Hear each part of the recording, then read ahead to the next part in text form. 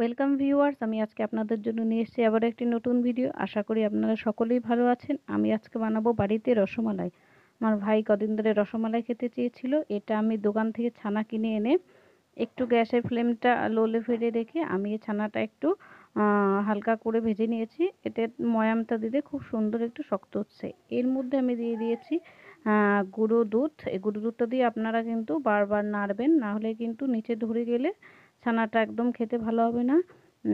আপনারা কিন্তু অবশ্যই বাড়িতে এটা ট্রাই করবেন, আর কেমন হয়েছে আমাকে অবশ্যই জানাবেন।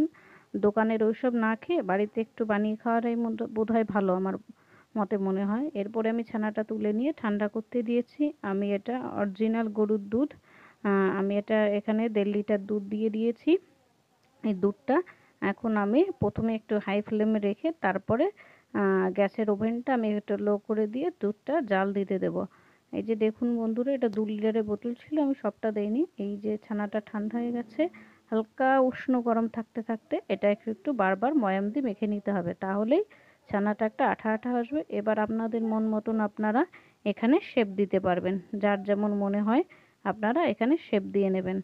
আমি একটা এক হাতে ধরেছি তো ভালো হচ্ছে না, আপনারা 2 হাতে এটা পাকাতে পারেন। তার আগে অবশ্যই সাবান দিয়ে সুন্দর করে হাত ধুয়ে নেবেন। এই যে দেখুন এতগুলো হয়েছে, এই যে দুধে জাল উঠে গিয়েছে। এরপরে আমরা এই দুধটা একটু, এটা আমি আগের থেকে কাজু পেস্ট করে নিয়েছি, এই কাজুর পেস্টটা আমি এর মধ্যে দিয়ে দিয়েছি।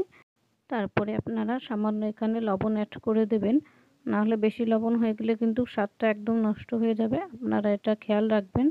আর দেখবেন দুধটা জানি তলাটা ধরে না যায়, বারবার নাড়তে থাকবেন। দেখুন এখন সুন্দর দুধটা ফুটছে। এখানে আমি এক একটা করে ওই গোল গোল করে পাকিয়ে রাখা ছানাগুলো দিয়ে দেবো। আপনারা ছানাটা কিন্তু বাড়িতেও কেটে করতে পারেন, যদি না পারেন তাহলে দোকান থেকে ডাইরেক্ট কিনে আনবেন, তাহলেই হবে। এরপরে দেখুন কি সুন্দর এগুলো ফুটছে। হ্যাঁ, খুব সুন্দর লাগছে দেখতে, ছোট ছোট বল, মনে হচ্ছে সমুদ্রে সাঁতার কাটছে। দেখতে খুব ভালো লাগছিল। আমার ভাইপো তো খুব খুশি, বলছে এটা কি হচ্ছে। দেখুন খুব ভালো লাগছে। এটা আমি দিয়ে দিয়েছি এলাচ। আপনারা এলাচটা একটু থেতো করে দেবেন, তাহলে সুন্দর একটা গন্ধ বেরোবে।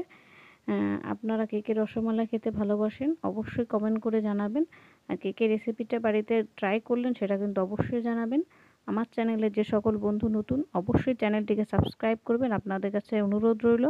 আর শেয়ার অ্যান্ড লাইক কমেন্ট অবশ্যই করবেন। এরপরে আমি স্বাদ মতো চিনি দিয়ে দিয়েছি। যেহেতু দুধটা অরিজিনাল গরুর দুধের ছিল, জল মেশানো ছিল না বলে চিনিটা একটু কম দিতে হয়েছে আমাকে। দুধটা খুব মিষ্টি ছিল। এটা আমি আমার মাসির বাড়ির থেকে আনিয়েছি। এই যে দেখুন রসমালাই রেডি। থ্যাংক ইউ সকল বন্ধুদের আমার ভিডিওটি দেখবার জন্য।